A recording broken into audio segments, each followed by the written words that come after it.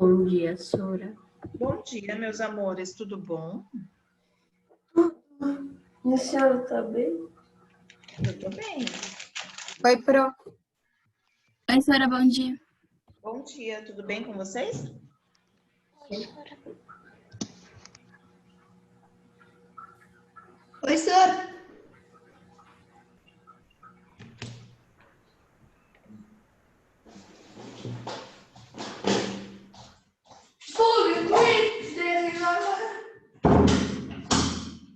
Que foi, Felipe? Bom, Sora, quer uma Ana Maria, Sora? Obrigada, eu não gosto. Não é que eu não gosto. Me dá dor de estômago, Ana Maria. Tá melhorando, Sora? Dos enjoos? Um pouquinho.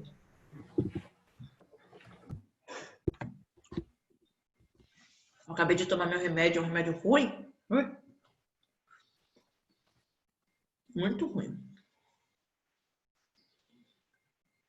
Bom, antes de começar, eu tenho um recadinho para dar. Deixa eu fazer a chamadinha primeiro. Porque essa sala não entra muito a gente, né? Carol.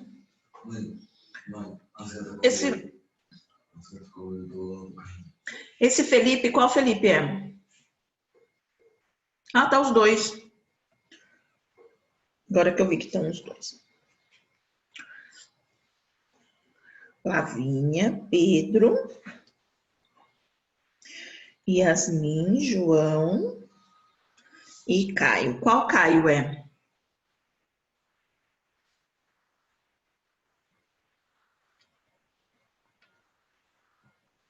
É o Silva, Sora.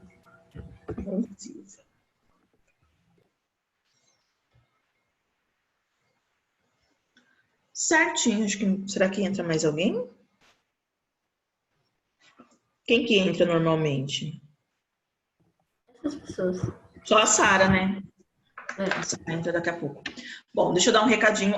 Não sei se é o caso de vocês, mas eu fechei as médias e eu tô morrendo de sono. Muito sono. Olha lá, a Sara entrou. E alguns alunos não fizeram algumas atividades, tá? Eu fechei isso ontem. Foi o momento que eu consegui fechar. E mandei mensagem para os pais na Agenda Edu, e vocês têm até hoje para responder, tá bom? Mas você já colocou no site as médias? Não, eu vou colocar hoje. Ah, tá, porque ontem eu entrei e não tinha. Não tá. Eu entrei hoje e não tava. Exato. Tô esperando o pessoal terminar de responder para poder colocar de todo mundo junto, tá bom? Então, ó, Bruno, aproveitar que o Bruno tá aí. Bruno, você tá devendo uma atividade, tá devendo a 10. Você quebrou o braço, Bruno? Eita. Aham. Você tá devendo uma atividade, Pro. A 10. A 10? É a 10, é a última, você não fez? Eu acho que eu enviei quase agora. Ah, então tá bom, tá ótimo. Bom, o Eduardo, vocês têm contato do Eduardo? Não, Sora. Eu acho acho que que trocou de tem, número. só que... Ele não fez trocou de número. nenhuma. Sora, eu tô te faltando uma prova, Sora. Oi, Lavínia. Não, Sora, eu deixei alguma prova sem fazer ou não? Eu tô vendo aqui, mas acho que não. Calma aí, vamos ver. O Heitor, vocês têm contato do Heitor? Sim. O Heitor não fez nenhuma atividade também. Ele tá zerado aqui, ó. Aí eu tenho... Nenhuma? Tipo, Nenhuma. As 4 últimas ele não fez. Do bimestre, essas 4 notas finais, ele não, das 4 semanas, ele não fez nenhuma. Ó, é o Eduardo, o Heitor e o Pablo. Eles não fizeram nenhuma atividade. Então, se vocês tiverem... Eu mandei na Agenda Edu, mas se vocês tiverem o contato deles, vocês me mandam lá para eles. A Mariana tá devendo a 10 também. E o Felipe Duarte.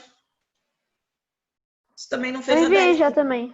Ah, você já Eu fiz agora há enviou? pouco. Uhum. Então, beleza. Alguns ou esqueceram de fazer, ou esquecem de enviar, normal, tá? O importante eu dei mais uns dias aí para vocês. Bom, acho que estamos todos presentes. Eu vou começar porque o conteúdo é muito longo. Eu falei para vocês, né, que essa apostila lá é maior, então a gente tem mais páginas para trabalhar por dia. Vocês estão vendo a apostila? Sim. Sim. Professora. Vai ter aqui página hoje, professora? Hoje vai dar 3 até as 7. A gente fazia uma média de 3 páginas por semana, agora a gente vai fazer 5, 6 por semana, tá, pessoal? Então é mais pesado o conteúdo, mais longo o conteúdo, porque essa apostila ela é mais grossa. Bom, essa apostila, a gente trabalha praticamente toda a colonização brasileira, né? Toda a primeira parte da história do Brasil, que é o sistema colonial. A partir do ano que vem, vocês já vão começar a ver Brasil Império, as revoltas separatistas, revoltas de independência e tal, e aí vocês vão ver o Brasil Império. Mas agora, essa última apostila, ela é praticamente só falando sobre Brasil. Vamos usar algumas coisas que nós estudamos nas outras apostilas, a gente ainda vai continuar falando de mercantilismo, de Portugal, de Espanha, de Holanda, de França, os países que a gente estudou, então isso vai continuar, tá? E a gente vai falar sobre o sistema colonial português no Brasil. Então, uma coisa que vocês têm que entender bem, antes de começar a falar disso, é que existiram diversos sistemas coloniais, tá? O Brasil foi de um jeito, a América Espanhola foi de outro, os Estados Unidos foi de outro, o Canadá foi de outro, as ilhas do Caribe foi outro. Então, cada lugar teve um sistema colonial diferente. Por que isso? Porque o sistema colonial ele depende de duas coisas. Ele depende, primeiro, do país metrópole. Então, cada país ele tem um jeito, ele tem um objetivo, ele tem um rei diferente, pensa diferente. Então, ao longo da história, os reis vão mudando, então muda, às vezes, o objetivo mesmo da colonização, tá? Então, assim, Portugal tinha uma visão diferente da Espanha, da França, da Inglaterra, da Holanda. Cada país foi de um jeito. E depende do lugar a ser explorado. Porque quanto mais riquezas naturais tiver esse lugar, mais colonização vai dar, né? Maior vai ser o mais... Não maior, mas mais forte vai ser essa colonização. Por que eu falo isso? Porque não dá para comparar. Então, por exemplo, a gente vai comparar o Brasil. O Brasil tinha muitos recursos naturais e Portugal aproveitou o máximo para explorar todos esses recursos. Os Estados Unidos, no início, lá as 13 colônias, não tinha recursos. O Canadá quase não tinha recursos para exploração. Desculpem, eu afoguei. Então, a colonização nesses lugares vão ser diferentes, porque não tem tanta exploração. Então, assim, isso é para vocês não pensarem, porque tem gente que fala assim, se o Brasil tivesse sido colonizado por ingleses, nós estaríamos muito melhores. Igual os Estados Unidos. Primeiro que os Estados Unidos não está tão bem assim. Eles só mostram a parte boa dos Estados Unidos, as partes ruins eles não mostram. Segundo, se a Inglaterra tivesse vindo para o Brasil e visto o tamanho que era o Brasil e o tanto de riquezas que tinha no Brasil, eles teriam explorado tanto quanto Portugal. Então, não depende só do país explorador, tá? Tirem da ideia assim, que os ingleses eram mais bonzinhos, os espanhóis eram mais violentos. Não. Dependia de muitos fatores ali que eles encontravam. Então, dependia do lugar, dependia do clima. Porque uma coisa é você explorar um país tropical, onde você planta qualquer coisa, ou você explorar, por exemplo, o México, que tinha grandes reservas de ouro, a Bolívia, que tinha grandes reservas de prata. Outra coisa é você ir para o Canadá, que tem gelo. Não tem minério, não tem plantação, não tem nada. Você vai explorar o quê? Então, assim, tem coisas para explorar? Tem. Mas concordam que são coisas diferentes, com valores diferentes. Então, quando a gente fala de sistema colonial no Brasil, no português no Brasil, a gente vai entender quais foram os objetivos, as metas, a ideia que Portugal tinha para fazer essa exploração no Brasil, tá? E é diferente, cada lugar foi diferente. Vocês vão estudar alguma coisa o ano que vem, porque o ano que vem vocês vão ter um conteúdo que vai ser a independência da América Espanhola. E aí, dentro da independência da América Espanhola, vocês vão estudar alguma coisinha de colonização espanhola para entender a independência. Independência dos Estados Unidos. Vocês também vão ver um pouquinho sobre como foi a colonização inglesa nos Estados Unidos para entender o processo de independência dos Estados Unidos, tá? Mas isso é matéria do 8º. Hoje a gente vai ver só Brasil, só esse sistema colonial português no Brasil. E a produção açucareira, que foi o primeiro tipo de colonização que o Brasil fez, que Portugal fez aqui no Brasil, foi para a produção de açúcar. A gente vai entender o que foi essa produção de açúcar, que não é só plantar cana, tá? Vocês vão entender que é muito complexo, é um negócio muito grande, muito caro para fazer a exploração da cana no Brasil. Bom, algumas coisas que nós já estudamos, que a gente vai relembrar aqui, tá? O objetivo mercantilista, lá na primeira parte da apostila do terceiro bimestre, vocês tiveram que fazer um mapa mental para mim sobre o objetivo mercantilista, o que era o mercantilismo. E lá tinha coisas importantes, por exemplo, a balança comercial favorável, que nós vamos falar hoje ainda, e o acúmulo de metais. Então, para conseguir a balança comercial favorável, precisava do metalismo. Eles acreditavam que era o acúmulo de metais preciosos que garantia a riqueza de um país, né? Como que se consegue esses metais preciosos? De duas maneiras. Ou fazendo a exploração do próprio metal, que foi o que a Espanha conseguiu fazer muito rápido, né? Nas minas da América Central, ali, depois aqui na América do Sul também. Ou a partir da venda de produtos no mercado europeu. Então, se eu tenho um produto que é muito valorizado, eu consigo vender ele e eu vou vender e pegar metal precioso, né? E aí eu consigo ficar rico, consigo fazer o acúmulo de capital. Para ter a venda de produtos, Portugal teve que criar um sistema de exploração de trabalho e recursos naturais. Esse sistema de exploração de trabalho significa que, para eu ter lucro, eu preciso ter mão de obra barata. Então, assim, não basta eu produzir bastante, se eu tiver que pagar muito caro pelo trabalho da pessoa. Então, eu preciso de mão de obra barata. Eu consigo mão de obra barata de duas maneiras. Ou pagando um salário muito baixo, então vamos supor que a pessoa trabalha 16, 18 horas por dia, ganhando bem pouquinho. Quando eu falo pouquinho, é pouquinho mesmo. Tipo assim, sei lá, a pessoa vai trabalhar 18 horas por dia e vai ganhar R$100 por mês. Isso hoje é caracterizado como trabalho escravo, tá? Ou o próprio trabalho escravo, onde eu compro o escravo, ponho lá para trabalhar, porque ele só vai me dar lucro, ele não vai mais me dar gasto, né? E o escravo normalmente só ganha comida, né? E lugar para morar. Comida, a senzala que ele mora não é nada confortável, e uma roupa que ele vai usar a vida inteira, a mesma roupa. Mas se rasgava a roupa, ele... Costura, né? Remenda. Ah, então eles não trocavam. Não. É que não tinha vezes que as pessoas visitavam a casa uns dos outros, aí eles O escravo da casa, tipo assim, que era doméstico, normalmente ele usava uma roupinha melhor mesmo. Mas também ele não tinha o risco de rasgar e tudo mais, porque ele não fazia trabalho pesado, né? Mas quem trabalhava na roça, assim, nas plantações, aí era roupa bem... E era uma roupa barata também. Era um tecido como se fosse pano de chão, hoje, sabe? Esses panos que a mãe usa, assim, um tecido bem grosso, bem desconfortável. Era tipo um tecido bem barato que eles usavam. Então até tinha troca de roupa, às vezes eles ganhavam roupa nova. Mas vamos pensar que não é um gasto assim, ó, muito excessivo, né? Algo que vai dar um prejuízo muito grande, né? Então, às vezes eles tinham uma ou duas trocas de roupa, porque tomava banho, lavava e depois colocava aquela roupa. Podia até ter, mas não era uma coisa que dava um gasto. Essas roupas normalmente eram feitas dentro da própria favela, da própria engenho, ali, da própria fazenda. Tá? Então, não era nada muito caro. Na verdade, no Brasil, era a única manufatura que podia ter. O Brasil não podia produzir nada.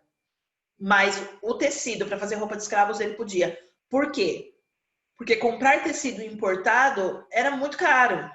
Então, o reino de Portugal, lá, o rei de Portugal, autorizou fabricar tecido para roupa de escravo no Brasil. Porque daí ficava bem mais barato. E aí plantava algodão, que o clima no Brasil é bom para plantar algodão. Plantava algodão, eles mesmos teciam, faziam fio, tecia roupa. Então saía barato, vamos supor, uma coisa bem barata. Bom, e depende muito, esse projeto mercantilista, dos recursos naturais que eles encontravam aqui. Então, por exemplo, a Espanha encontrou ouro, pedras preciosas muito rápido, foi no mesmo momento que eles chegaram. Então, a exploração foi muito grande. Portugal já não encontrou, demorou 100 anos para eles encontrarem. Então, eles vão ter uma dificuldade maior, vão ter que escolher outro sistema de exploração de recursos. Bom, para fazer tudo isso, era necessário criar uma estrutura político-administrativa. Eles precisavam de uma estrutura aqui, administrativa, né, para tomar conta de tudo. Quando a gente olha o mapa do Brasil, mesmo não sendo grande como é hoje, era muito grande, gente. O Brasil era muito grande, mesmo não tendo todo o espaço. Praticamente metade do Brasil. Então, dava muito trabalho, tá?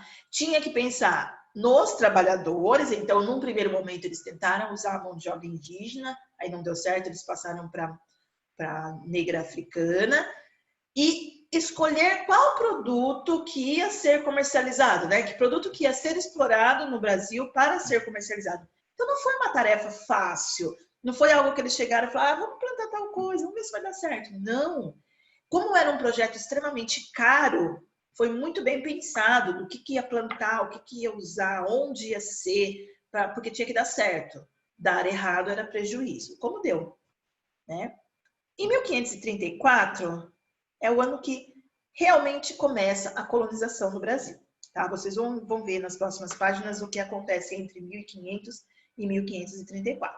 Mas em 34 foi o ano que realmente começou a colonização no Brasil.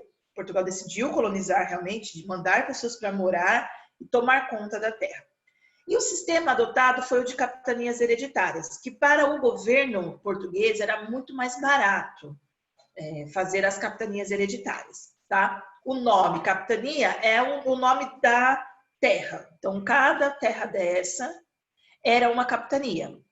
Essas capitanias não podiam ser comercializadas nem fracionadas. Então, elas não podiam ser vendidas, compradas por ninguém, e nem divididas em pedaços menores. Ela tinha que manter esse tamanho.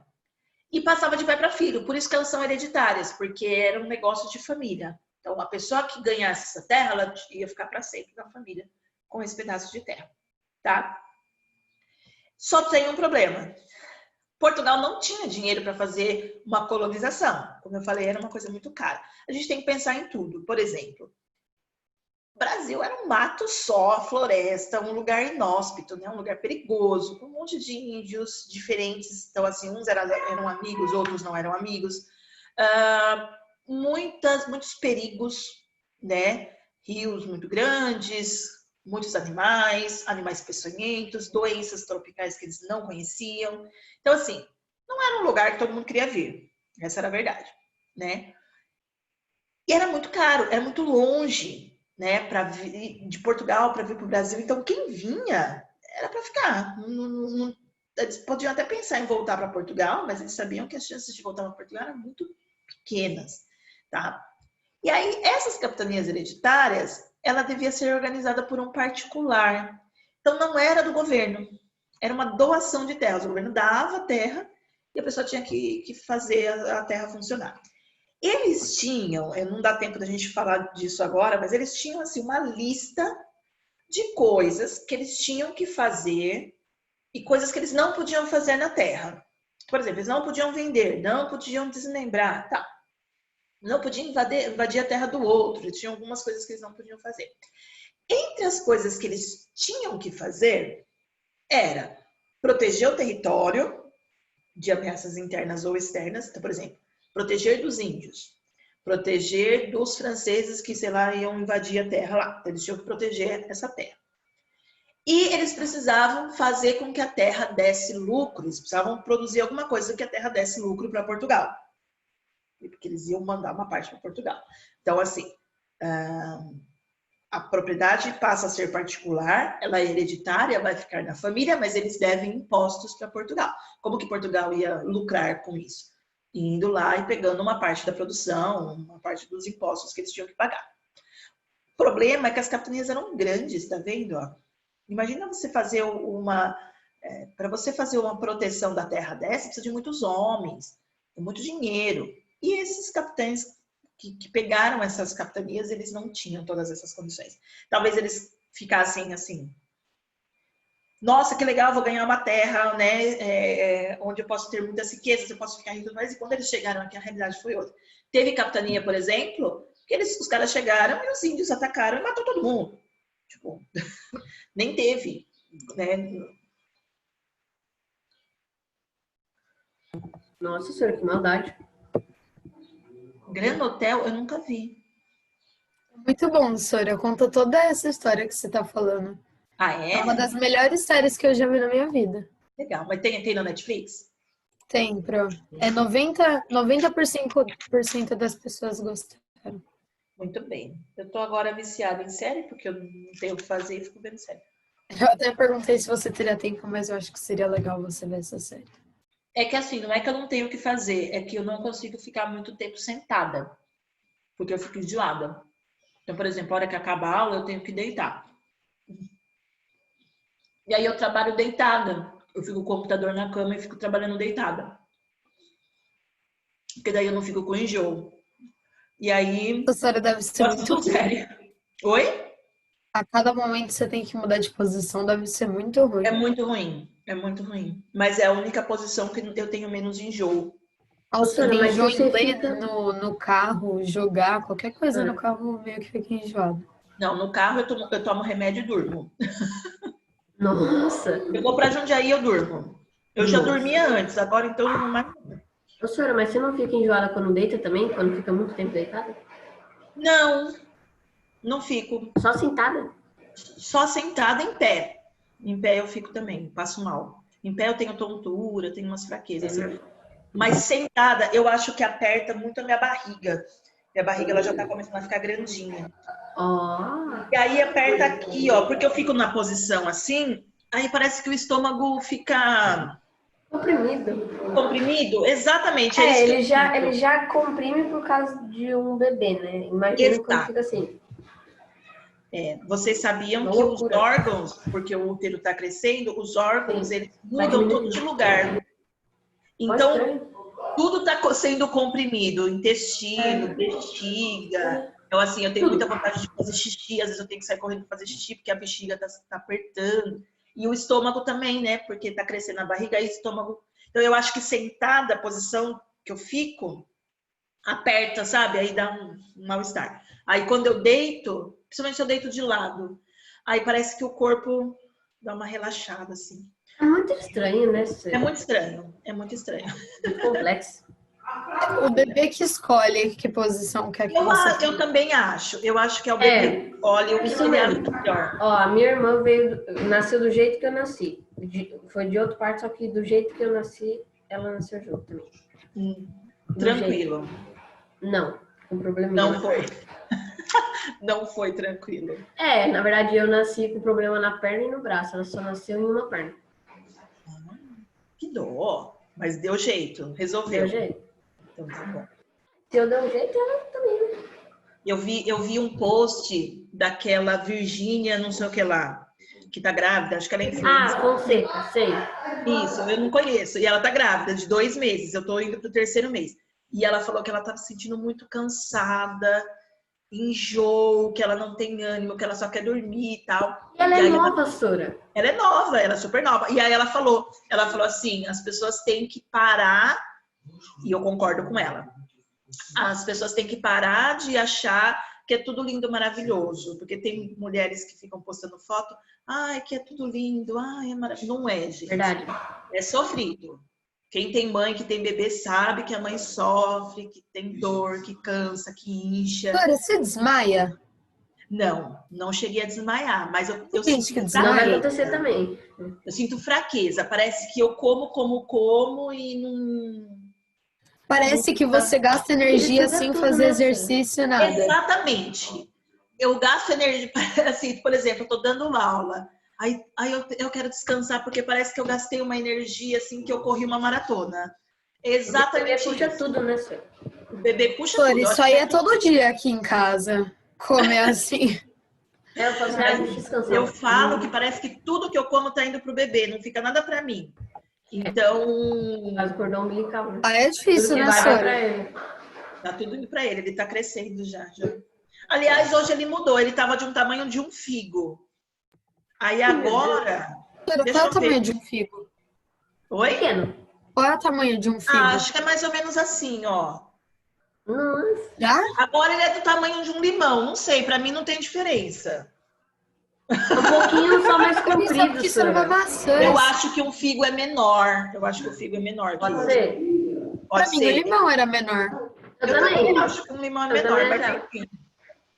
Sei lá que limão que eles usam, se pegar um Deve limão. ser aquele limãozão, sabe? Tamanho de um... É, tipo Aquele limão limão daquele tamanho ali, ó. siciliano, ele é melancia. grandão assim, né?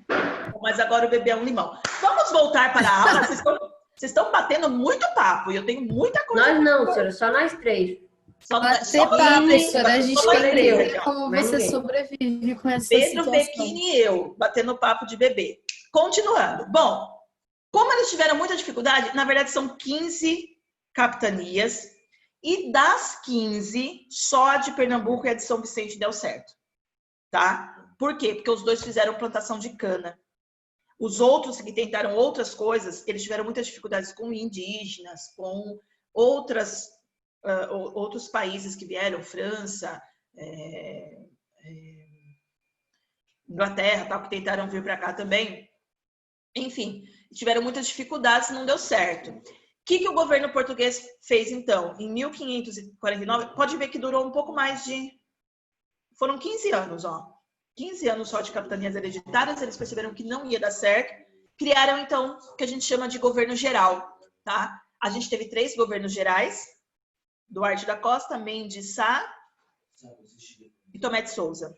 Né? Foram os 3 governadores gerais que o Brasil teve. E aí sim, era com sede na Bahia, em Salvador, tipo a primeira capital.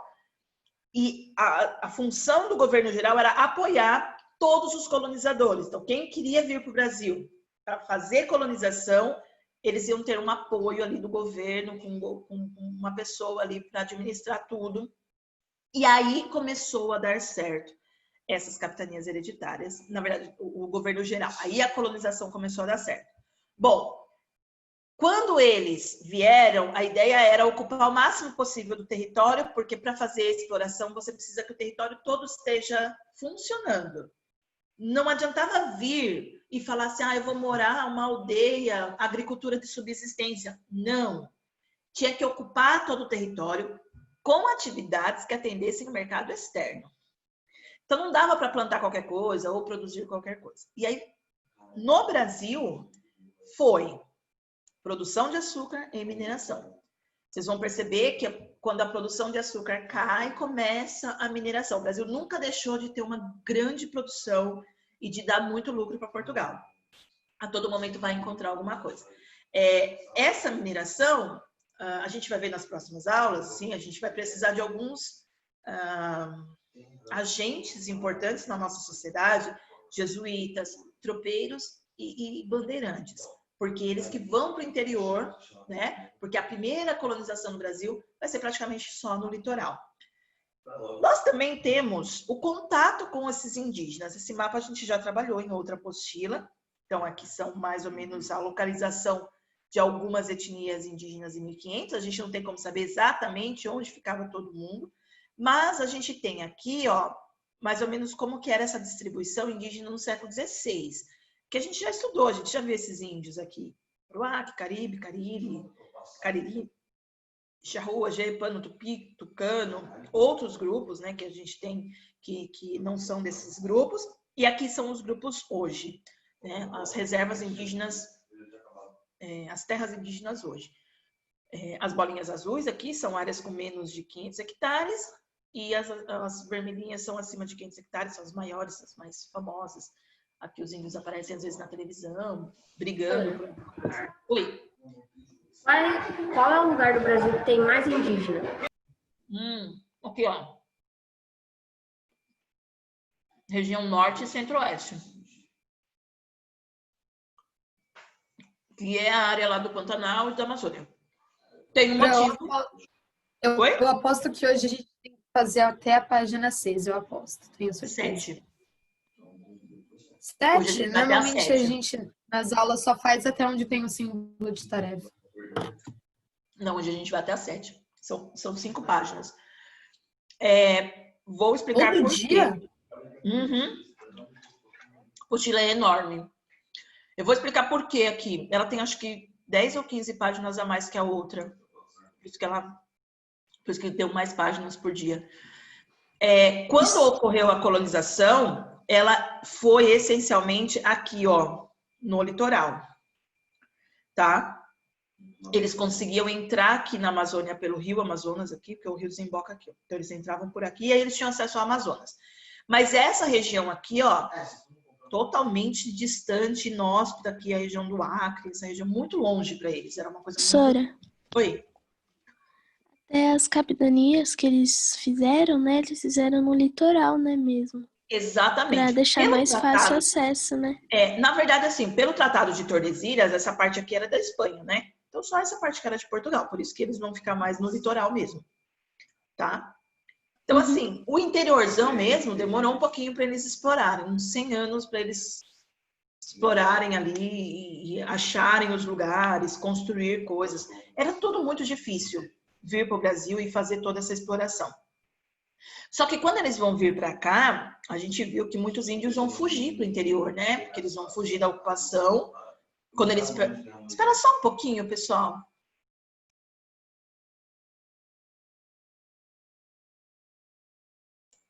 Meu filho tá batendo papo aqui e fica entrando na live. Eles vão fugir aqui, né? Quando eles percebem a exploração, percebem o que os portugueses, a intenção dos portugueses, aí eles fogem para o interior. É por isso que hoje a maior parte, os vários grupos, a maior quantidade de terras indígenas estão aqui no centro-oeste e no norte, porque foi para onde eles fugiram. Então, já tinha grupos vivendo aqui, aí vai fugir, vai ficar número maior ainda de indígenas. Aqui tem, mas pode ver que são terras menores, são menos de 500 hectares, algumas são bem pequenas, mas a gente ainda tem bastante índios, assim, bastante tribos, né, de índio no Brasil. Bom, a gente vê pelo mapa que tem muitas etnias indígenas. Em 1500 era milhões de índios que tinham no Brasil. E, essencialmente, esses índios, a característica desses índios brasileiros, eles tinham uma sociedade muito simples. A gente já estudou isso, né? Era muito simples, caçadores e coletores, alguns fazendo agricultura, outros não. Alguns já conheciam fogo, outros não. Enfim, cada tribo ela era diferente. Mas esse relacionamento inicial, principalmente com os índios ali do Nordeste, onde eles tiveram os primeiros contatos, foi através do que a gente chama de escambo. Tá? E ao contrário do que as pessoas pensam, nem sempre o escambo ele é ruim, porque a gente aprende assim. Ai, tadinho do índio, ele foi enganado pelos portugueses, porque ele trocava o pau-brasil, que era muito caro, por coisas que eram muito baratas.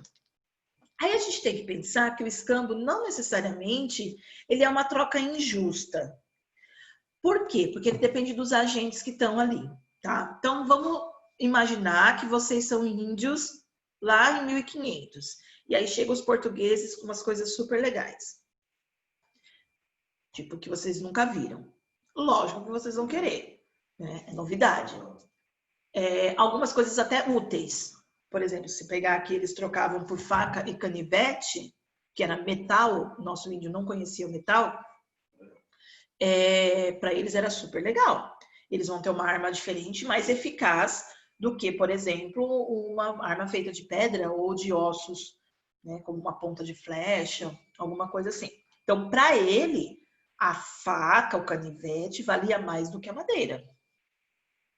Ele não entende o valor monetário, ele entende o valor de uso. O uso é melhor, porque eu sou um índio, eu moro numa floresta. Para onde eu olho tem madeira e tem árvore.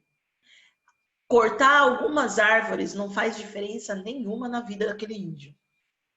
É só mais uma árvore que ele está cortando. Ele corta a árvore para fazer oca, ele corta a árvore para fazer canoa. Então ele só está cortando só mais uma árvore. Talvez para ele, porque o pau-brasil era usado para tirar a tinta vermelha, que o índio conseguia de outras maneiras, por exemplo, com o urucum, que é muito mais fácil, que é uma plantinha que, olha, você amassa, ela sai uma tinta vermelha, né? é que Portugal precisava de muito pau-brasil para vender, para dar lucro para eles. Então, o escambo não necessariamente é uma enganação, tá, pessoal? Por quê? Porque quem está fazendo escambo não vê valor monetário, ele vê valor de uso. Para o índio, madeira era o que mais tinha aqui. Nossa, quer levar madeira? Leva. Nossa, vai levar um monte de madeira, não vai nem fazer falta de tanta floresta que tem. Mas faca, canivete, espelho, tecido, colarzinho de pedrinha, vidro, que eles não conheciam, né? Esses colarzinhos não existia plástico, então eles eram feitos de vidro, bolinhas de vidro. Para o índio, aquilo era a coisa mais legal do mundo, certo? Então, não necessariamente o índio estava sendo enganado, tá, pessoal? Eu estou numa ilha deserta, morrendo de sede e fome, e eu tenho um anel de ouro.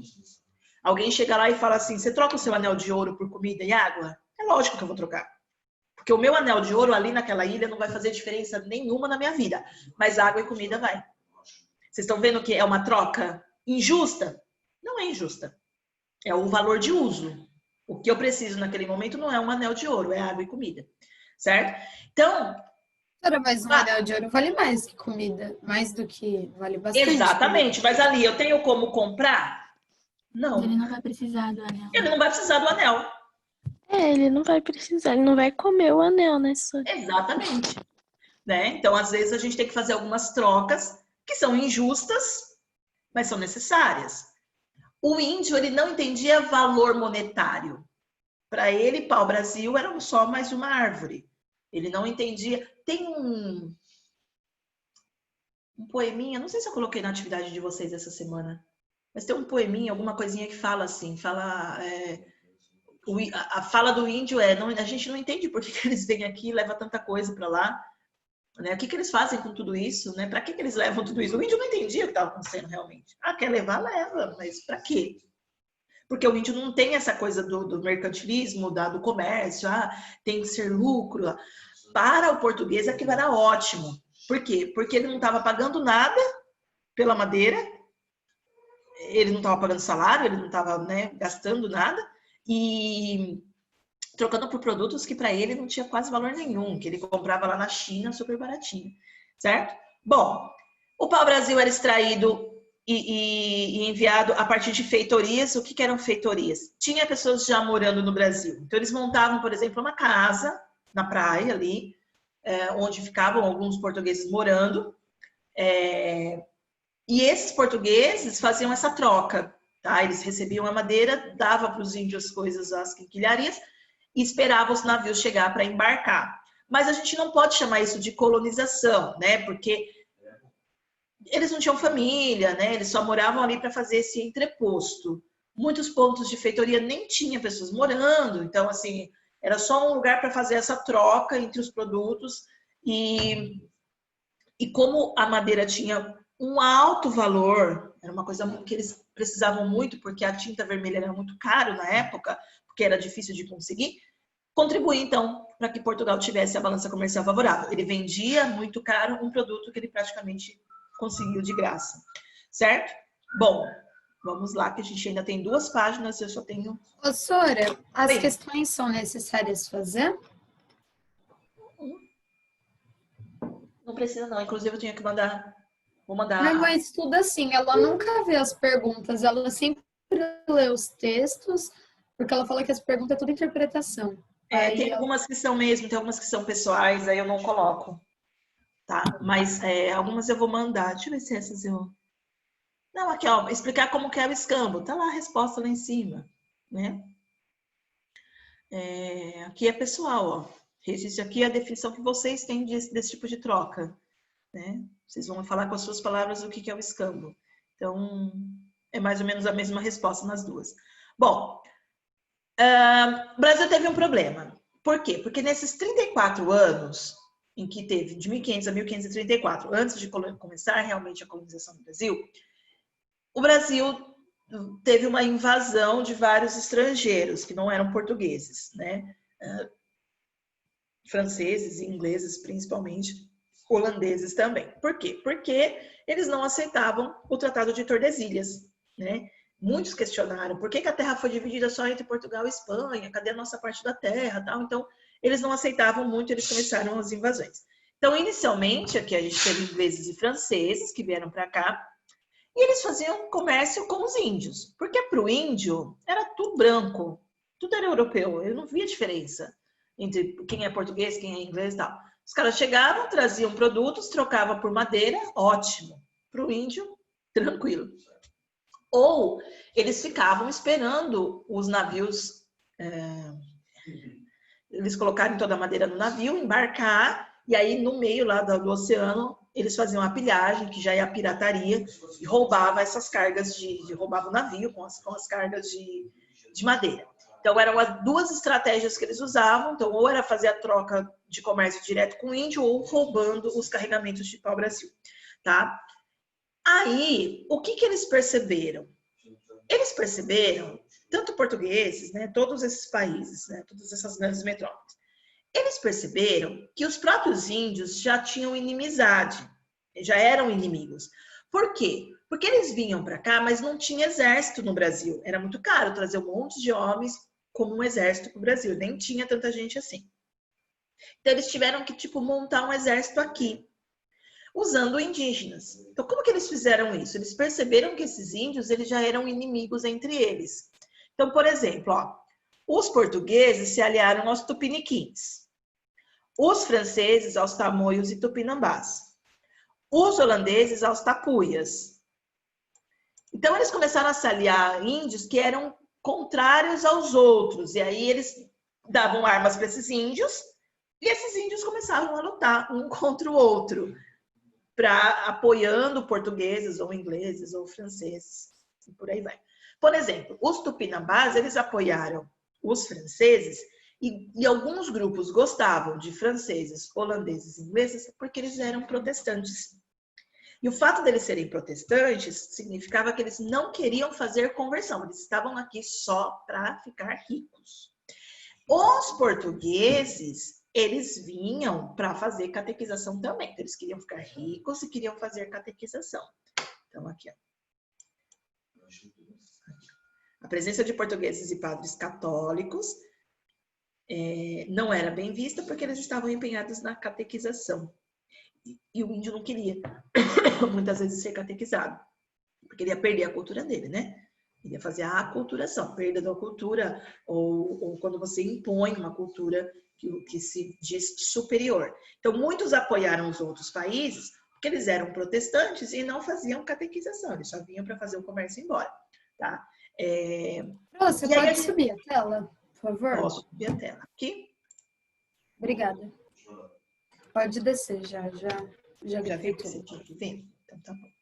Bom, aí a gente tem 3 grupos indígenas diferentes, assim, que foi o nome dado pelos portugueses para vocês poderem entender. Por exemplo, os tapuias. Tapuias foram os primeiros aqui. Tapuia era todo índio que não falava tupi. Então, não falava tupi era tapuia. Os tupis, eles são do litoral. Então, a maior parte do contato que os portugueses tiveram, os outros nações tiveram, foram com tupis. Quando eles foram mais para o interior, eles descobriram índios que não falavam tupi, e aí eles foram chamados de tapuias. Então, eles são de regiões mais interiores, a maioria falava a língua macro-G. Se a gente vier para o mapa aqui, ó, a gente vai ver, ó, que tupi é esse rosinha, tá vendo? Ó, ele tá em todo o litoral e essa parte aqui, ó.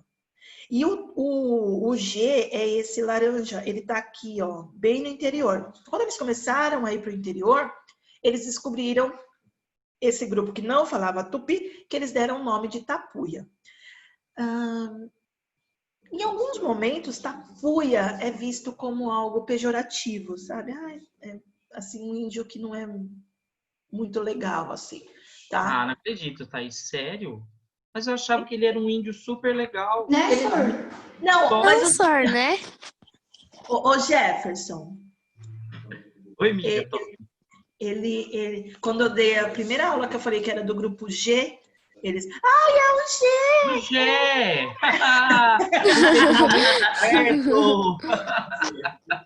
Atrapalhando a minha aula. Tudo bem, amiga? Como é que você tá? Saudade, hein, tá? Ô, louco, não vejo a Thaís faz meses, você tá louco? Não, a gente Eu estou... Deixa eu interromper aqui para eu ver você. Ela tá grávida, senhor. Não, eu nem vou falar nada pra ela. Ela não me contou. Fiquei sabendo pelos Eu não avós. contei pra ninguém, ninguém sabe. Eu contei pra Só pra Marta. nós. Só pra nós. Fiquei muito Contou pra É que, nós, hein? senhor, é Pessoal. difícil. A gente é a melhor sala. Ah, mais ou menos, mais ou menos. Ah, Ô, tá, sem brincadeira, tá? Parabéns, minha amiga. Outro Muito nível. obrigada. Eu saí de lá, das outras aulas agora, eu pedi um momentinho pra eles, falei, sexto ano, o Pro hoje tem que homenagear uma garota excepcional, outro nível. Bom, gente, vou falar um pouquinho da Thaís, tá? A Tata, eu conheci ela na escola do Manuel, junto ali no Objetivo. E tudo que eu sei da Thaís, da ótima profissional que ela é, desde o tempo que ela era coordenadora, que ela cuidava demais da escola, e hoje em dia ela volta nessa profissão de novo. Então, além de professora aqui de vocês, do Objetivo, ela coordena uma escola. Eu tiro o chapéu para ela, porque sempre foi uma mulher guerreira, outro nível, sempre trabalhou demais, trabalhando manhã, tarde e noite, vários horários. Tem o Arthurzinho que, como eu amo o filho dela, ela sabe disso, mora no meu coração, e eu sei o tanto que ela passou, às vezes, por algumas dificuldades, mas para que hoje ela pudesse colher vários frutos com uma pessoa especial na vida dela, com o filho dela sendo um garoto excepcional. Sempre é exemplo para mim quanto a trabalho, profissionalismo, e é uma pessoa que, eu acho que só fecha com chave de ouro, saber que você agora tá grávida novamente, né? É um processo gostoso, diferente, difícil, são anos depois, mas, assim, torcendo para que dê tudo certo, que você esteja bem. E parabéns por essa pessoa tão amiga que você foi. Ali no Manuel, por várias vezes, gente, eu precisava da ajuda de alguém e a Tata estava sempre do meu lado, junto com Ele era outras professoras que eu doidinho. amava demais, porque era muito louquinho, né? Ela Louco. sabe quanto eu sou louco, doido, assim, de fazer alguns projetos. Jefferson, você tem certeza? E eu falava, tenho, Tata, vamos lá. Dava um iniciozinho errado, né? Vocês sabem que às vezes eu sou meio maluco. E aí ela conseguia me ajudar para que tudo se encaminhasse, desse certo. Então, assim, as histórias que eu tenho junto com a Tata é de uma pessoa excepcional. Uma pessoa que eu amo como minha amiga, é um profissionalismo muito grande e muito me ensina. E eu não posso deixar passar só neste momento, né, dona Thaís? Então, eu fiz um videozinho, Tata. E aí, esse vídeo é de agradecimento. Eu vou falar a verdade pra você, hein? Pensa no trem difícil que foi achar vídeo seu, viu, dona Thaís? Deixa eu só pegar aqui. Achar o quê, meu? Foto sua, foi muito difícil. Não tem, é verdade. É muito difícil. Aí eu falei assim, eu vou tentar fazer o vídeo. Será que eu peguei o vídeo certo? Aquele. A pessoa pega o vídeo errado, vai passar mico, né? Eu não tenho fotos. Redes sociais minhas são pobres. Isso, são basicamente igual a minha. A gente não coloca muita foto, né? Aí eu Não. falei assim, não, mas vai valer a homenagem, isso que importa. A molecadinha do 7º B já vai abrindo câmera, deixando aquela mensagem top no chat, em tudo. Porque essa professora de vocês merece demais. Tata, é simples, mas é de coração, tá bom? Obrigada. Eu não tenho essas capacidades do Jefferson. Eu só quero comer e dormir. Eles sabem. Verdade. As coisas melhores da vida era comer, fazer os nossos intervalos, comida. Que delícia. Comida. A música às vezes é meio clichêzinha, mas é porque eu sempre falo que essa vida é como se fosse uma estação, né? O trem ele vai parando, vai mudando e vai dando novas rotas. E nessa estação do Objetivo, você faz parte de uma delas, de uma linda história. Obrigado, Thaís, por fazer parte da nossa história. Obrigada a você. Quero ver que foto você pegou minha. Eu acho que foi boa. Tinham 2, mas eu falei, eu vou pegar uma porque sua amiga vai me bater.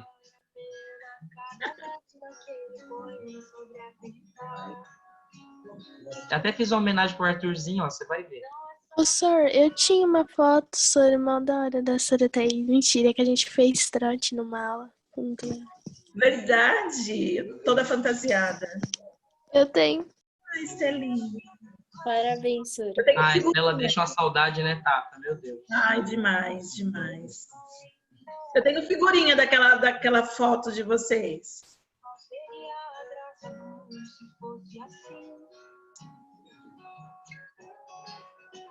E a gente já fez tanta coisa junto, né? A gente nem tem foto juntos.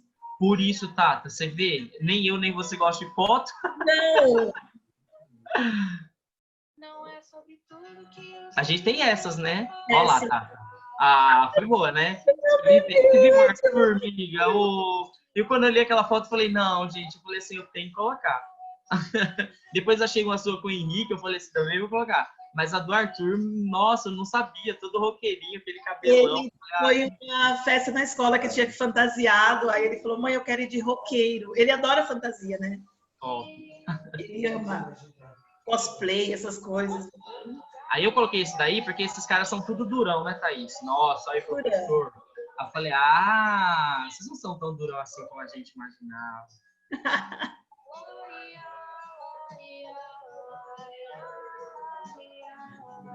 E a risada dessa doida que não para de dar risada. Não para de dar Ela fica risada. vermelha da cabeça aos pés. Thaís, muito obrigado por nessa caminhada toda. Eu fico imaginando o tanto de aluno que você não já deu aula.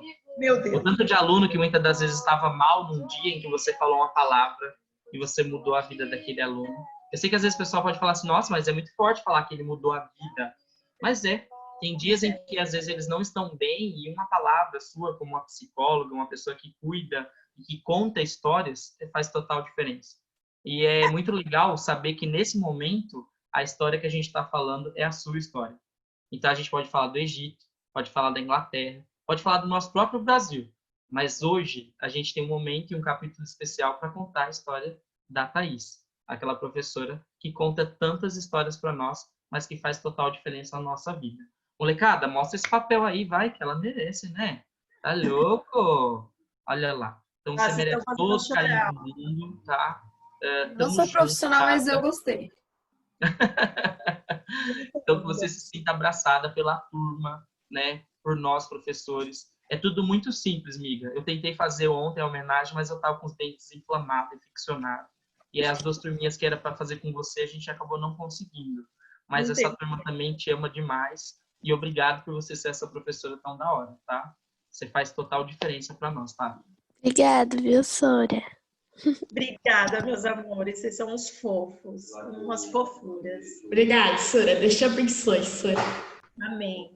Eu amo demais, amo demais. Amo muito, amo Jéssica. demais conversar. Sabe, Na aula. Porque Sora, lê as mensagens no chat, Sora. eu vou ler, tem 13 Ao trabalho, Sora. Eu Só lendo mal o texto, hein?